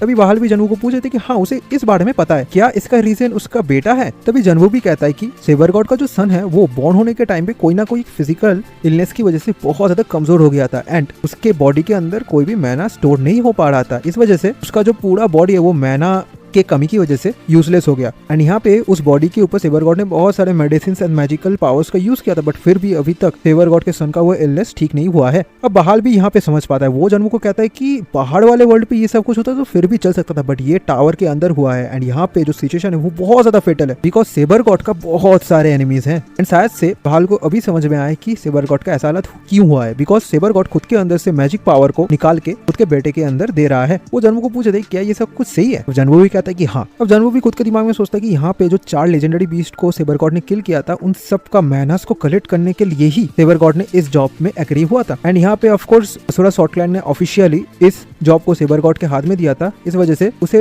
कुछ रिवॉर्ड्स भी मिलने वाला था। तो यहाँ पे शायद से उसे ड्रैगन हार्ट एंड जो मेरिडियन है वो सब कुछ एज ए रिवॉर्ड की तरह मिल गया है। एंड अभी के लिए जनवू को उन 4 लेजेंडरी बीस्ट का जो पावर्स है उन सबको रिकवर करना पड़ेगा सेवर गॉड से। इस इन्फॉर्मेशन को सुन के बहाल भी बहुत ज्यादा खुश हो जाता है। बट बहाल तभी जनवू को पूछ देता है कि इस चीज का सोर्स कौन है। और जनवू तो जानता था कि ये सारा का सारा चीजें उसके छोटे भाई के डायरी में लिखा हुआ था, बट यहाँ पे इस इन्फॉर्मेशन का खुलासा जनवू को वन हॉर्न ट्राइब में आते ही मिल गया। अब बहाल यहाँ पे जनवू कहता है कि ये सब कुछ एक ट्रैप भी हो सकता है शायद से। अब जनवू तो ये सारे चीजों के ऊपर उतना ज्यादा ध्यान नहीं देता था, वो यहाँ पे कहता है कि वो सब कुछ पहले से ही सोच के रखा है, इस वजह से जनवू इस मिशन में खुद जाना चाहता है खुद के टीम के साथ। बहाल भी पूछा था क्या वो अकेले जाएगा, तभी जनवू कहता है कि हाँ वो अकेले जाएगा एंड ये पूरा का पूरा जो काम होगा ये स्ट्रेटेजिकली होगा एंड पूरे स्ट्रेटेजी का जो रिवॉर्ड है वो सब कुछ बहाल खुद ले सकता है पूरी तरीके से अपने लिए। अब बहाल भी ये सुन के बहुत ज्यादा खुश हो जाता है बिकॉज उसे तो पूरा का पूरा सक्सेस ऑलरेडी मिलने ही वाला था। अभी वो जनवू को पूछ लेता है कि वो तो इससे पहले एक ऐसे ह्यूमन की तरह पेश आया जो किसी का बात नहीं सुनता, बट अभी इतना ज्यादा चेंजेस यहाँ पे जनवू को क्यों आ गया है। जनवू भी कहता है कि उसे अभी पता चल गया ये वर्ल्ड बहुत ज्यादा एक कोल्ड प्लेस है जहाँ पे लाइफ एंड डेथ का बैटल हमेशा चलता ही रहता है, इस वजह से जनवू को खुद का बिहेवियर को चेंज करना पड़ा। बहाल भी यहाँ पे जनवू को कहता है कि वो इस रियलाइजेशन को बहुत जल्दी लेके आ गया है एंड इस वर्ल्ड में ठंडा से बचने के लिए उसे वार्म रहना पड़ेगा। एंड बहाल यहाँ पे जनवू को प्रॉमिस करता है कि इसके बाद से जनवू सिर्फ और सिर्फ वार्म स्प्रिंग डेज ही खुद के लाइफ में देखेगा। अब जनवू तो मन ही मन बहुत ज्यादा गुस्सा होता है एंड वो कहता भी है कि वो इस चीज को याद रखेगा, बट कितने दिनों तक बहाल की जिंदगी में ये वार्म स्प्रिंग डेज रहेगा ये जनवू को पता नहीं है। एंड जनवू कोशिश करेगा कि बहाल की जिंदगी से ये सारे दिन को मिटा देने का जितना जल्दी हो सके।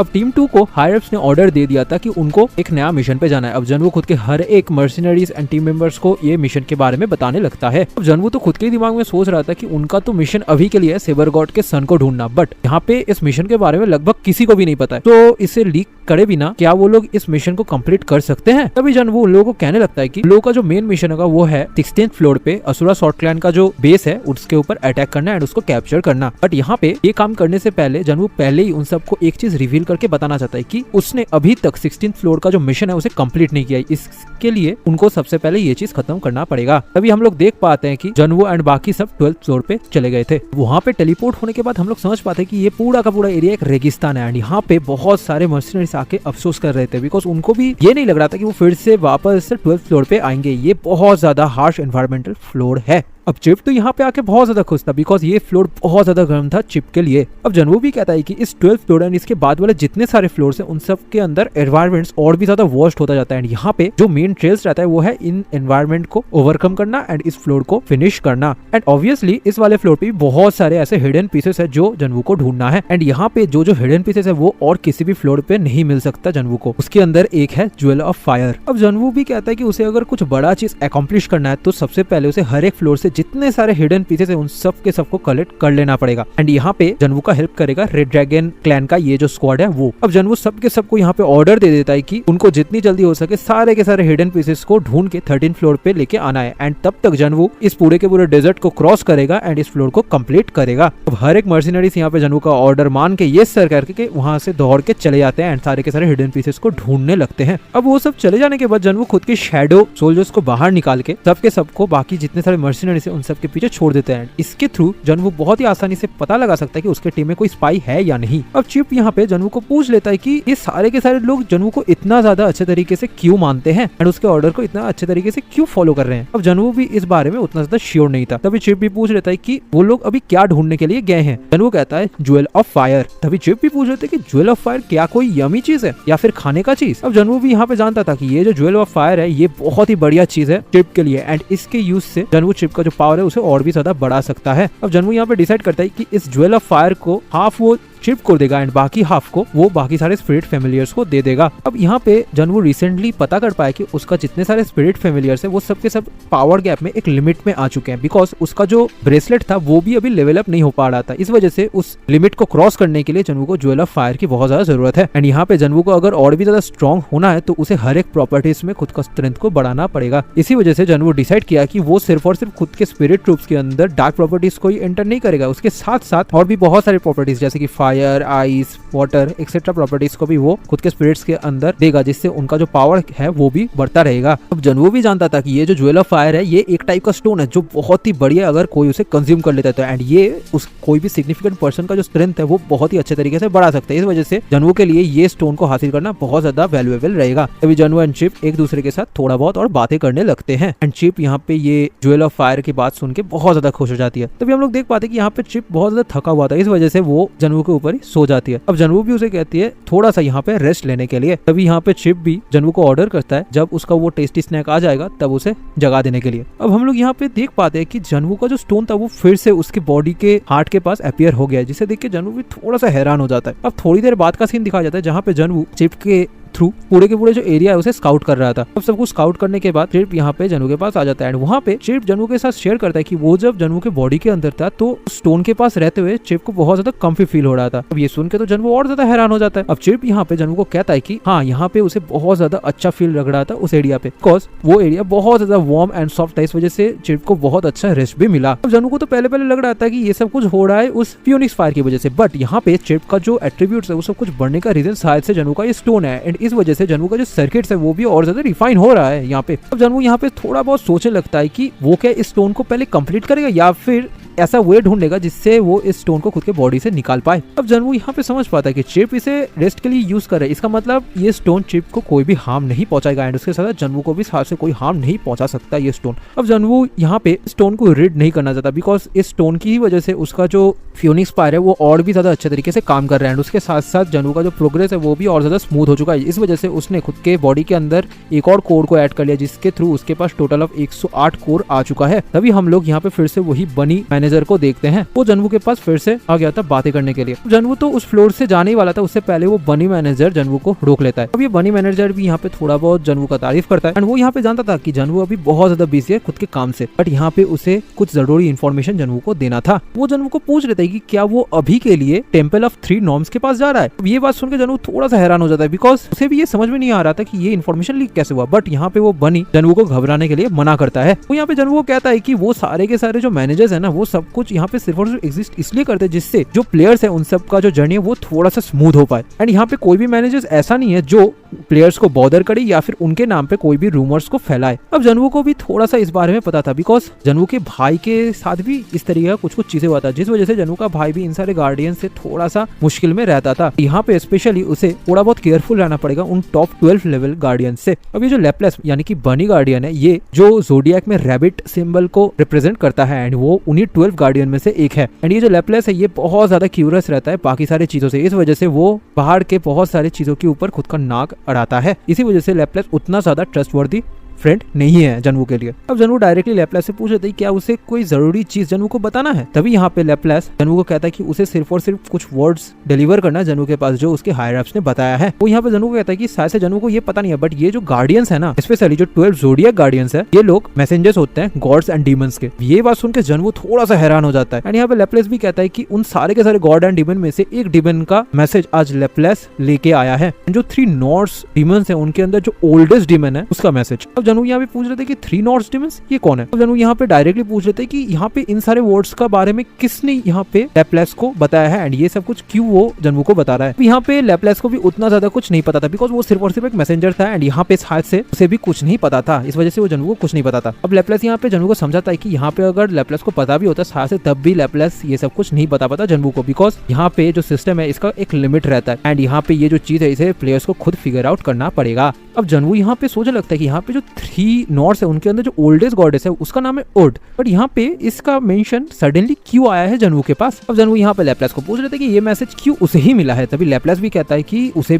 ये भी नहीं पता। अब लैपलास भी यहाँ पे कहता है कि उस जैसा एक मेयर मैसेंजर कैसे ये सारे ऑफिशियल एंड इंपॉर्टेंट डिटेल्स को खुद के पास रख सकता है, ये तो उन गॉड एंड डीमंस को ही पता रहेगा। अब जनवू जानता था कि ये जो डीमंस है ना ये ट्रस्टवर्दी तो नहीं है, बट ये बहुत ज्यादा एनोइंग है जनवू के लिए। बट यहाँ पे जनवू पहले से इन तीनों गॉडेसेस को थोड़ा सा पागल बनाने का तो कोशिश कर रहा था। अब यहाँ पे लैपलास जनवू कहता है कि उसे जनवू से यही उम्मीद था, वो अब भी उसका बात नहीं सुनने वाला। अब जनवू यहाँ पे नेक्स्ट फ्लोर पे टेलीपोर्ट होने लगता है। तभी लैपलास भी जनवू को एक सेफ जर्नी का ब्लेसिंग देता है। यहाँ पे लैपलास ने कुछ चीजों को जनवू के लिए इजी बना दी, इस वजह से शायद से जनवू का जो 16 फ्लोर तक का जर्नी है वो थोड़ा बहुत और इजी हो जाएगा। तभी हम लोग देख पाते कि जनवू 13th फ्लोर पे टेलीपोर्ट हो चुका है। हम लोग देख पाते यहाँ पे सारे के सारे जो मर्सिनरीज थे वो बहुत ज्यादा थके हुए थे एंड वहाँ पे लेटे हुए थे। तभी जनवू उन सबको ऑर्डर देता है कि सारे के सारे जो हिडन पीसेस एंड चीजें उन लोगों ने कलेक्ट किया वो सब कुछ जनवू को थमा दे। अब जनवू के लिए बहुत ज्यादा आसान था बिकॉज ये काम करने के लिए जनवू को कोई भी मेहनत नहीं करना पड़ रहा था। यहाँ पे वो सिर्फ और सिर्फ इन सबको ऑर्डर दे रहा था। ये सब कुछ देख के तो वो लोग भी थोड़ा सा गुस्सा हो जाते हैं, बट उन लोगों को यहाँ पे सारा का सारा जो ट्रेजर है वो सब कुछ जनवू को हैंडओवर करना ही पड़ता है। यहाँ पे एक सोल्जर जनवू को डायरेक्टली पूछ लेता है कि ये जो असुरा स्कॉटलैंड के ट्रूप्स है ये कहाँ पे लोकेटेड है। अभी यहाँ पे जनवू कहता है कि टेम्पल ऑफ स्कर्ड में वो सारे के सारे ट्रूप्स हैं। जो सुन के वो लोग थोड़ा सा तो घबरा जाते हैं। हम लोग समझ पाते हैं कि थोड़ा सा खतरनाक मिशन तो होने वाला है उन सब के लिए।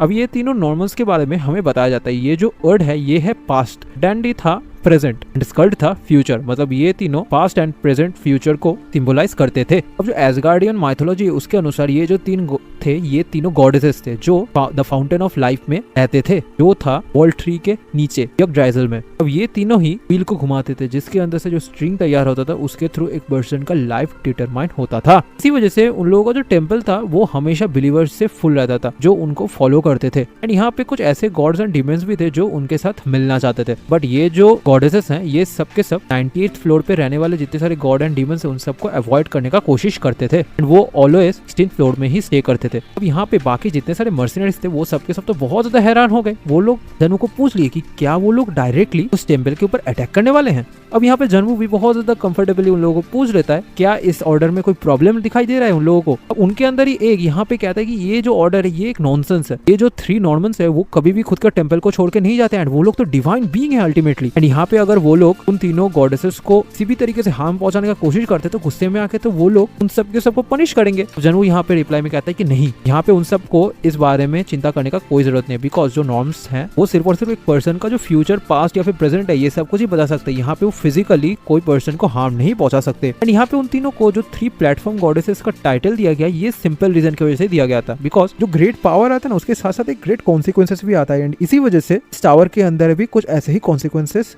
रह रहे थे इन गॉडेसेस के ऊपर। यहाँ पे वो तीनों सिर्फ और सिर्फ एक पर्सन का जो फ्यूचर उसका ग्लिम्स देख सकते थे, बट उनका जो फिजिकल बॉडी था वो कभी भी वो मूव नहीं कर सकती। इस वजह से वो खुद के पावर्स को अब्यूज भी नहीं कर सकते थे इस टावर के अंदर। और जनवू उन सबको वार्न भी कर देता है कि ये जो मिशन है इसे कोई भी अगर डिनाई करता है तो ब्रीच ऑफ कॉन्ट्रैक्ट हो जाएगा, जिस वजह से उनको पनिशमेंट मिल सकता है रेड ड्रैगन क्लैन से। अब यहाँ पे वो सबके सबको पूछ लेता है कि ब्रीच ऑफ कॉन्ट्रैक्ट के बाद जो बिलोंग ऑफ डेविल है इसके बारे में तो उन सबको पता ही होगा कि ये सजा कितना ज्यादा खतरनाक है। अब ये सब कुछ बताने के बाद जनवू डायरेक्टली उन सबको कहता है उसके साथ चलने के लिए। तभी हम लोग देख पाते हैं यहाँ पे टेम्पल के पास वो सब पहुंच चुके हैं। बाकी जितने सारे टेम्पल के लोग थे वो भी इन सबको देख के बहुत ज्यादा हैरान हो गए थे, बिकॉज रेड ड्रैगन क्लैन खुद के फ्लैग्स के साथ उस टेम्पल पे एंटर हो रहे थे। वो लोग भी सोच में पड़ेगी कि सडनली रेड ड्रैगन क्लैन इस टेम्पल पे क्यों आए हैं। अब इस टेम्पल के जो प्रीस्ट है वो डायरेक्टली जनवू को पूछ रहे थे कि रेड ड्रैगन क्लैन अचानक से इस टेम्पल पे क्यों आए हैं। वो यहाँ पे जनवू को डायरेक्टली कहते थे कि यहाँ पे इन सब के ऊपर उन लोगों का कोई कंट्रोल नहीं है और उन सबका कोई मतलब भी नहीं बनता, बट यहाँ पे ये जो एरिया ये होली गॉडेस का प्लेस है, इस वजह से उनको सबसे पहले उनका जो वेपन्स है वो सब कुछ बाहर ही रख के आना पड़ेगा अगर वो एंटर होना चाहते हैं टेम्पल पे। तो अब जनवू डायरेक्टली उन सारे प्रीस्ट को पूछ रहे थे क्या उन लोगों को पता नहीं है कि वो लोग क्यों आए हैं इस टेम्पल के अंदर। वो प्रीस्ट भी पूछते हैं कि क्या किस लिए। अब जानवू यहाँ पे उन लोगों को कहता है कि अगर उन लोगों को पता नहीं है तो साथ से इसने उनको भेजा है यहाँ पे, वो रेड ड्रैगन क्लैन को अपमान कर रहा है और उनको नीचा दिखाने का कोशिश कर रहा है। यहाँ पे अगर वो लोग प्रिटेंड कर रहे हैं रीजन को ना जानने का तो शायद से वो लोग ही रेड ड्रैगन क्लैन को नीचा दिखाने का कोशिश कर रहे हैं। यहाँ पे जानवू किस तरीके से इस चीज को ले, अब यहाँ पे जानवू थोड़ा बहुत इन सबको इंटिमिडेट करने का कोशिश करता है। जानवू खुद के दिमाग में सोचता है कि यहाँ पे कोई एंटी नॉर मूवमेंट इस टेम्पल के अंदर तो जनवू को महसूस नहीं हो रहा है, बट वो रेड ड्रैगन क्लैन के बिहाफ में है, इस वजह से जितना बड़ा वॉर होगा उतना ही ज्यादा जनवू के लिए अच्छा होगा। यहाँ पे और एक रीजन है, यहाँ पे जितना ज्यादा डिस्ट्रक्शन जनवू इस टेम्पल के ऊपर करेगा उतना ही बढ़िया स्टोरी शॉर्ट क्लैन को मिलेगा एंड सेबर गॉड भी इस स्टोरी के बारे में जान पाएंगे एंड उतना ही ज्यादा इन लोगों को डर महसूस होगा। तभी जनवू उन सब के ऊपर अटैक करना स्टार्ट कर देता है खुद के पावर से। अब जनवू के लिए इन सारे के सारे प्रीस्ट को हराना उतना ज्यादा मुश्किल का काम नहीं था एंड यहाँ पे जनवू के इस अटैक की वजह से टेम्पल के अंदर बहुत सारे धमाके भी होता है एंड रेड ड्रैगन क्लैन पूरे के पूरे टेम्पल को खुद के कब्जे में ले लेते हैं। अभी जनवू एक रूम के बाहर आके खड़ा होता है। अब बाकी जितने सारे प्रीस्ट थे वो सब के सब जनवू को मना कर रहे थे उस रूम पे घुसने के लिए। जनवू जब उस दरवाजे को खोलता है तो वो देख पाता है इस रूम के अंदर अल्कोहल का स्मेल आ रहा है एंड उस रूम के अंदर से कोई कहता है कि यहाँ पे इस टाइम पे कौन आया, बिकॉज उसने तो पहले कभी भी उस पर्सन को नहीं देखा है। अभी वो लड़का यहाँ पे जनवू को पूछे थे क्या उसने लड़कियां लाया है उसके लिए। जनवू उसे देख के समझ पाता है कि यही हनबिन है जो सेवर गॉड का बेटा है। अब वो लड़का यहाँ पे नशे के हालत में था, इस वजह से वो जनवू को पहचान नहीं पाता एंड वो वहाँ पे पूछने लगती है वो इस एरिया पे क्यों आया है, इसने उस लड़की के लिए कुछ भी नहीं लाया है।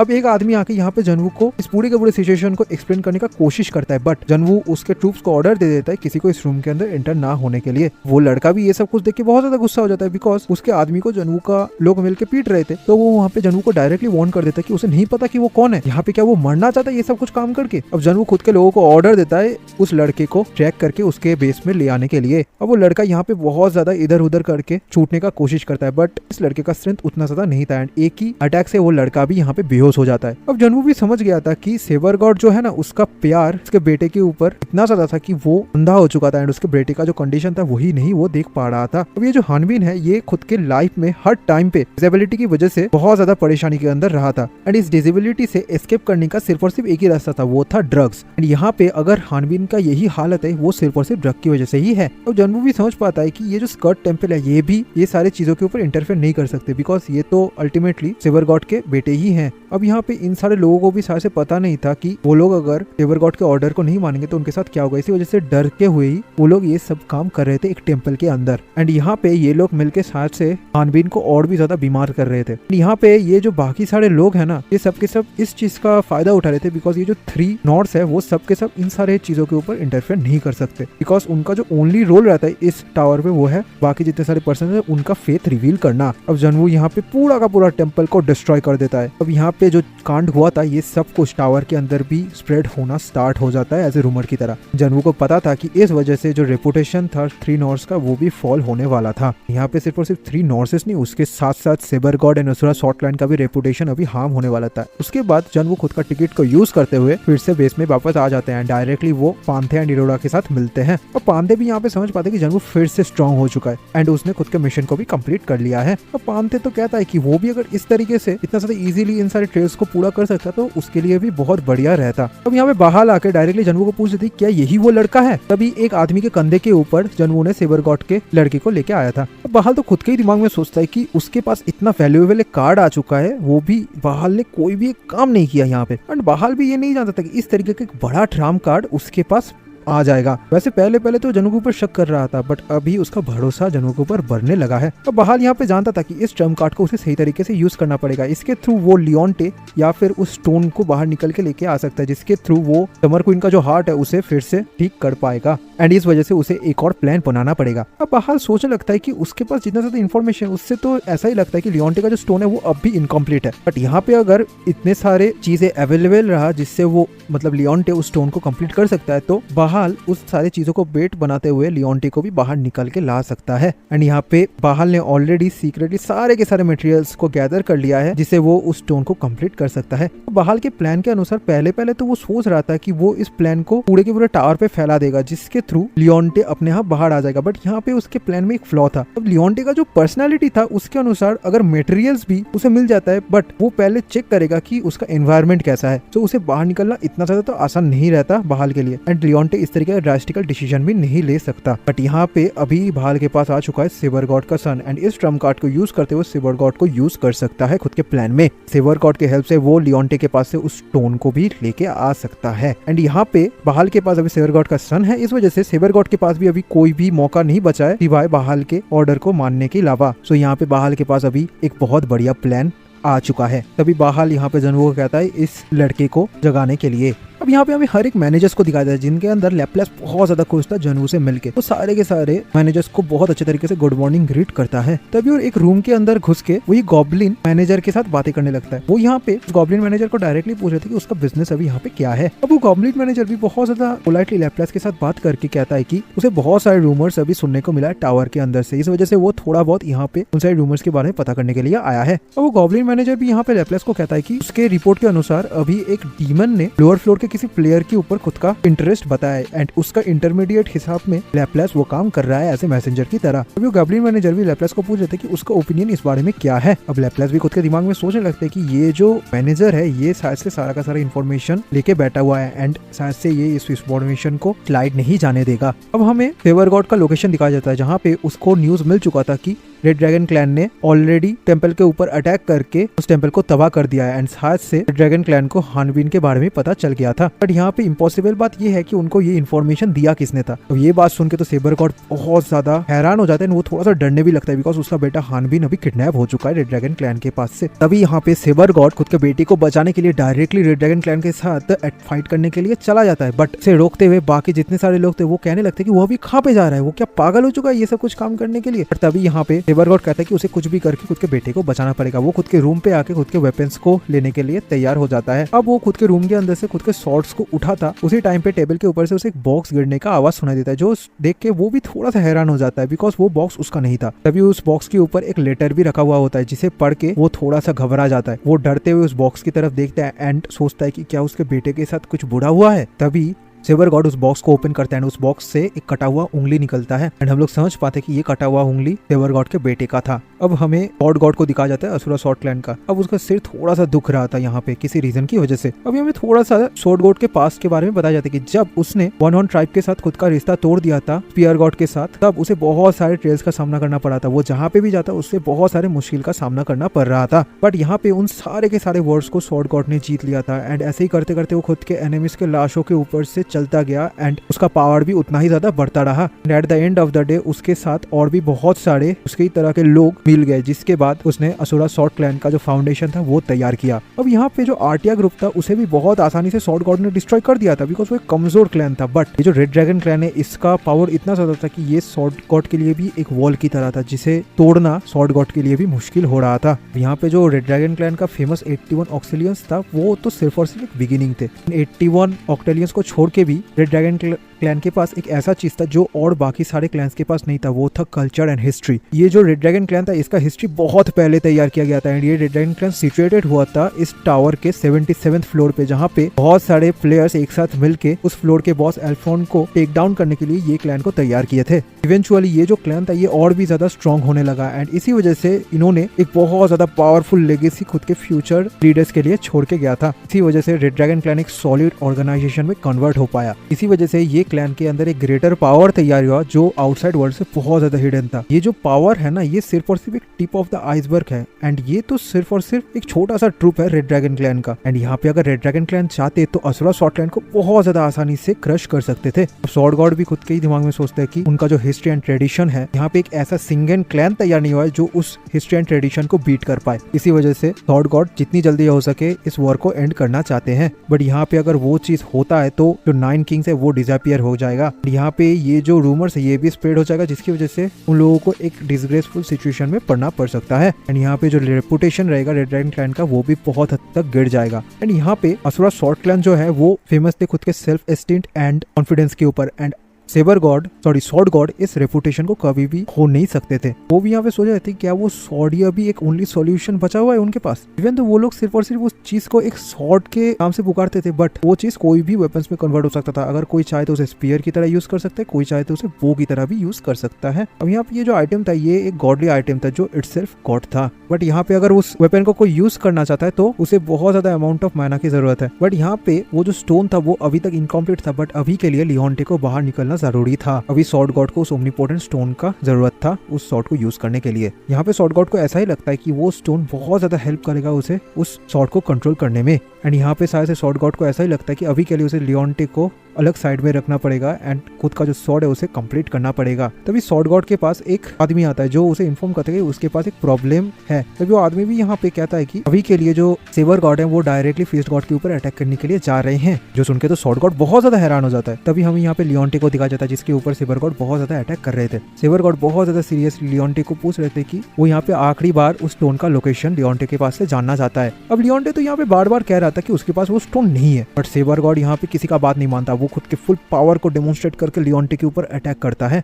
अब ये सब कुछ देखे तो लियोन्टे और भी ज्यादा गुस्सा हो जाता है। वो यहाँ पे सेवर गॉड को बहुत बार कहता है कि उसके पास वो स्टोन नहीं है। उसे ये भी नहीं पता कि अभी के लिए वो स्टोन कहाँ पे है। अब सेवर गॉड यहाँ पे उसे कह देता है कि उसे उस स्टोन का लोकेशन जानने में कोई इंटरेस्ट नहीं है। यहाँ पे वो इतना चाहता है कि लियोन्टे जाके उस स्टोन को लेके आए। अब यहाँ पे सेवर गॉड लियोन्टे को कह देता है कि यही उसके लिए अच्छा रहेगा अगर वो उस स्टोन को सेवर गॉड के पास लेके आ जाए तो, वरना सेवर गॉड उसे जान से मार देगा। तभी सेवर गॉड खुद का एक बहुत ज्यादा पावरफुल अटैक लियोन्टे के ऊपर करता है। लियोन्टे तो वो अटैक देके बहुत ज्यादा डर जाता है, बट तभी उसे बचाते हुए स्वॉर्ड गॉड खुद का एक पावरफुल अटैक लियोन्टे एंड सेवर गॉड के अटैक के बीच में लेके आता है, जिस वजह से सेवर गॉड का जो अटैक था वो नलीफाई हो जाता है। अब स्पीयर गॉड यहाँ पे डायरेक्टली सेवर गॉड के सामने खड़ा हो जाता है लियोन्टे को प्रोटेक्ट करने के लिए। सेवर गॉड यहाँ पे स्पीयर गॉड को देखे थोड़ा सा हैरान हो जाता है। वो यहाँ पे स्पीयर गॉड को पूछ रहे थे कि वो अभी इस पॉइंट ऑफ टाइम पे क्या कर रहा है, बिकॉज ये जो सिचुएशन तैयार हुआ है उससे स्पीयर गॉड का कोई भी रिलेशन नहीं है। अब सेवर गॉड के मुंह से ये सब कुछ सुनकर तो स्पीयर गॉड बहुत ज्यादा गुस्सा हो जाता है। वो यहाँ पे सेवर गॉड को डायरेक्टली पूछ रहे थे कि वो यहाँ पे क्या कर रहा है, ऐसे करके लड़ाई करके, वो भी उसके ही टीममेट के साथ। वो क्या यहाँ पे पागल हो चुका है इतना ज्यादा मेहनत करने के बाद।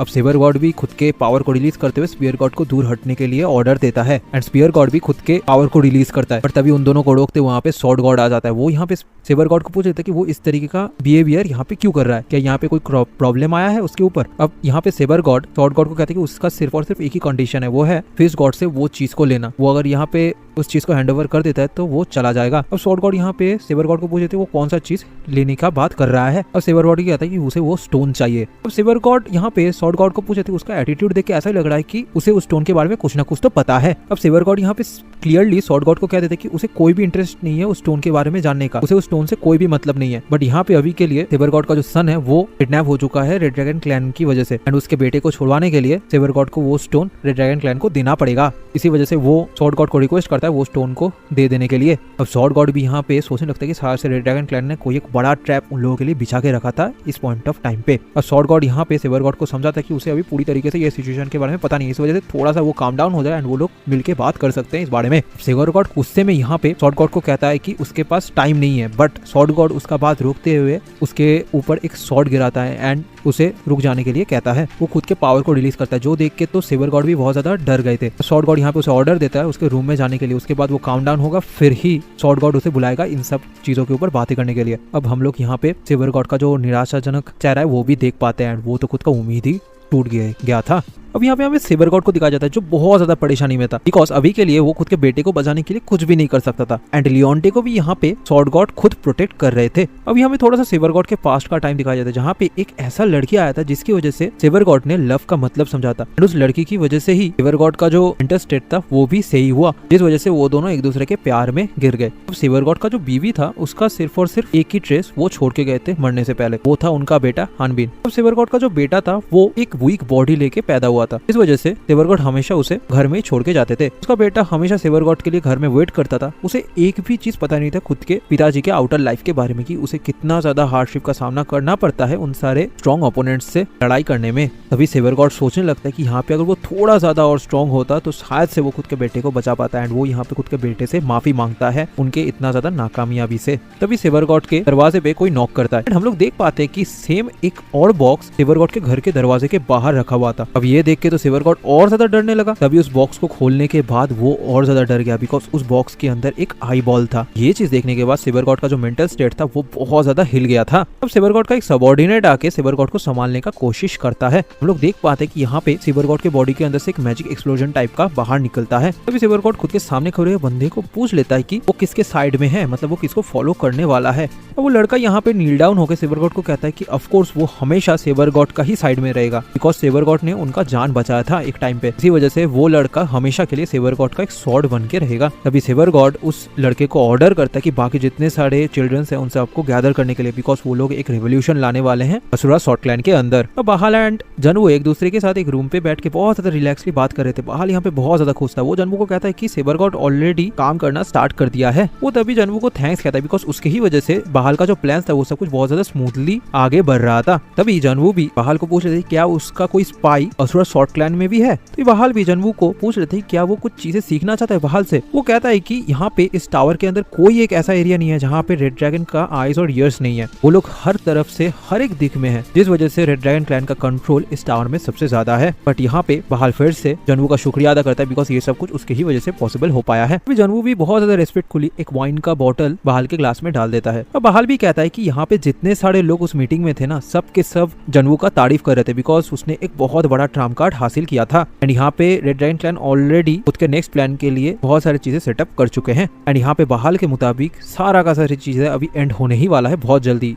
इवन असुरा सॉर्ट क्लैन भी अभी एंड हो जाएगा। अगर ये प्लान सक्सेसफुल हो जाता है तो बहाल के लिए सबसे ज्यादा बढ़िया रहेगा, बिकॉज वो रेड ड्रैगन क्लैन में एक परमानेंट पोजीशन में आ जाएगा एंड उन सारे के सारे लोगों को वो जवाब दे पाएगा जिन लोगों को वो नफरत करता है एंड जो लोग उसे ट्रेडर की तरह मानते हैं। बहाल ये भी कहता है कि जनवू के लिए भी एक ब्राइट फ्यूचर अभी वेट कर रहा है, एंड ये जो वॉर हो रहा है ना, ये विन विन सिचुएशन है दोनों के लिए ही। बहाल इसके बाद जनवू को खुश होकर ये भी कहता है कि इसके बाद शायद से उन दोनों को ईच अदर्स बैक को देख के रहना चाहिए एंड एक साथ आगे बढ़ना चाहिए। वो जनवू को इस डिसीजन के बारे में पूछ भी लेते कि उसे कैसा लग रहा है। अब जनवू भी खुद के दिमाग में सोचता है कि जब आर्टिया तैयार हुआ था वो जो मेमोरी था ना, वो जनवू के छोटे भाई हमेशा खुद के डेथ के आगे तक भी खुद के मेमोरी में स्टोर करके रखे थे। बट यहाँ पे जनवू को जब बहाल मिला तब उसे देख के ऐसा ही लग रहा है कि वो उस मेमोरी को कब का भुला चुका है। यहाँ पे बहाल के अंदर गिल्ट तो नहीं है, उसके साथ साथ ऐसा लग रहा है कि बहाल सारा का सारा चीजें भूल के बैठा हुआ है यहाँ पे। बहाल ने अभी जनवू को कहा था कि रेड ड्रैगन क्लैन का आईज एंड ईयर्स हर एक तरफ है इस टावर के अंदर। तो इसका मतलब तो यही हुआ ना कि रेड ड्रैगन क्लैन का जो आईज एंड ईयर्स आर्टिया क्लैन में था वो था बहाल। तो यहाँ पे बहाल को उसका रिग्रेट होना चाहिए। तभी जनवू यहाँ पे सोचता है कि जब से हानबीन यहाँ पे आया तो ऑलरेडी जो गेम मोड है वो सजा गया है। अगर यहाँ पे जनवू इन सब के ऊपर रहना चाहता है तो उसे और भी ज्यादा स्ट्रॉन्ग होना पड़ेगा एंड उसे बहुत सारी चीजों के लिए प्रिपेयर रहना पड़ेगा।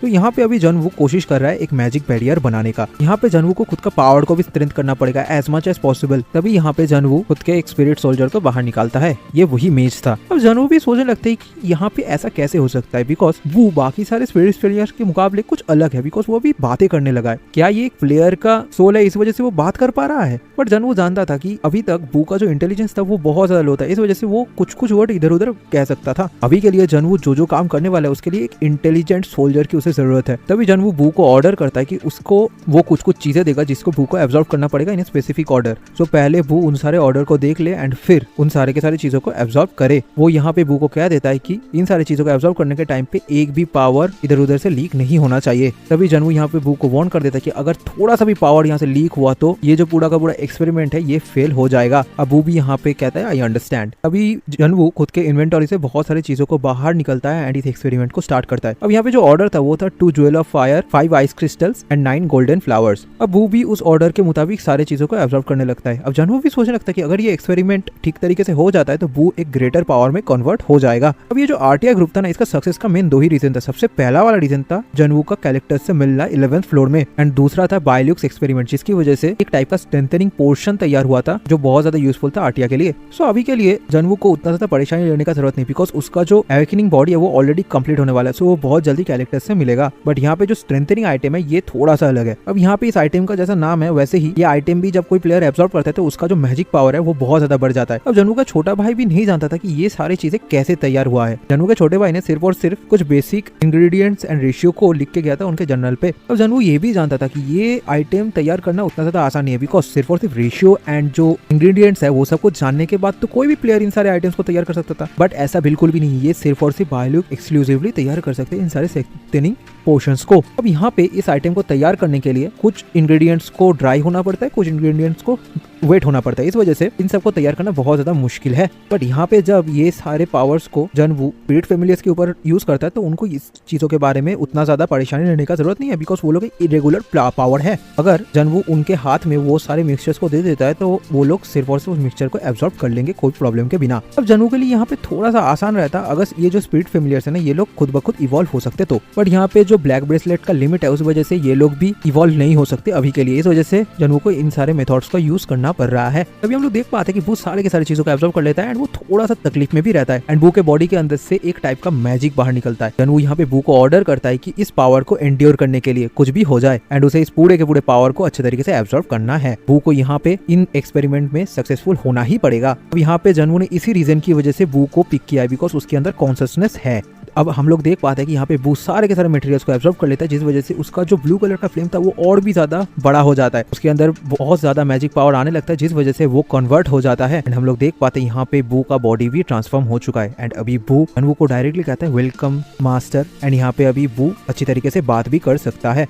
अभी हमें यहाँ पे बू को दिखाया जाता है जो अभी जमीन पे बैठा हुआ था एंड खुद के मास्टर यानी कि जनवू को ग्रीट कर रहा था। यहाँ पे बू अभी बहुत बढ़िया तरीके से बात भी कर रहा था एंड उसके साथ साथ उसका पावर में बहुत ज्यादा इंक्रीज आया था। वो एक तरीके से इवॉल्व हो गया था। तभी बू जनवू को कहता है कि जनवू की वजह से आज उतना ज्यादा डार्क एबिस से बू बाहर निकल पाया। इस वजह से बू मास्टर यानी कि जनवू का हर एक ऑर्डर को मानेगा जो जनवू उसे देगा। अब जनवू यहाँ पे डायरेक्टली बू को पूछ लेता है कि कौन से टाइप का मैजिक यूज करने के लिए वो भी कैपेबल है। अब बू भी कहता है कि उसके पहले वाले लाइफ में वो हर टाइप का मैजिक को यूज करने के लिए कैपेबल था। अब जनवू यहाँ पे एग्जाम्पल मांगता है कुछ। अब बू कहता है कि वो उसे दिखा सकता है। तभी बू जनवू से सोल का एक पार्ट मांगता है, जनवू भी उसे दे देता है। अब यहाँ पे वो सबसे पहला मैजिक जो परफॉर्म करता है वो है डेथ समन। अब यहाँ पे बू सोल के एक्सचेंज में इस टाइप का एक मैजिक को परफॉर्म कर सकता है, जिसके थ्रू वो एक बहुत ज्यादा powerful zombie type corpse monster को लेके आ सकता है। उसका जो नेक्स्ट मैजिक है वो है फॉग ब्लड। तभी बू जनवू को बताता है कि इस मैजिक के थ्रू वो एनिमीज के अंदर फियर एंड इल्यूजन्स को पैदा कर सकता है, जिस वजह से उसको बहुत ज्यादा फायदा होगा बड़े बड़े बैटल्स में। एंड इस फॉग का एक और बहुत बढ़िया यूज है कि वो एनिमीज के पास से स्ट्रेंथ एंड हेल्थ को लेके एलाइज के अंदर डिस्ट्रीब्यूट कर देता है। अब जनवू भी ये चीज देख के सोचने लगता है कि ये तो पहले से बहुत बेहतर है, बिकॉज ये सिर्फ और सिर्फ एनिमीज को इल्यूजन में ट्रैप नहीं करता, उसके साथ साथ उनका हेल्थ एंड स्ट्रेंथ को भी एलाइज के अंदर डिस्ट्रीब्यूट करता है, जो एक बहुत बड़े स्केल ऑफ वॉर के लिए बहुत बढ़िया है। अब बू का तीसरा मैजिक था कॉप्स एब्जॉर्प्शन। बू के आसपास में जितने सारे कॉप्स होगा उतना ही बढ़िया ये मैजिक काम करेगा एंड वो उतनी ही बढ़िया तरीके से आइस एंड फायर मैजिक को यूज कर सकता है इस टेक्निक के थ्रू। अब वो यहाँ पे कहता है कि उसके पास्ट लाइफ में वो एक विच डॉक्टर था, बट इस लाइफ में वो एक डार्क मैजिशियन है एंड ए सॉर्सरर। और जो विच डॉक्टर्स होते थे वो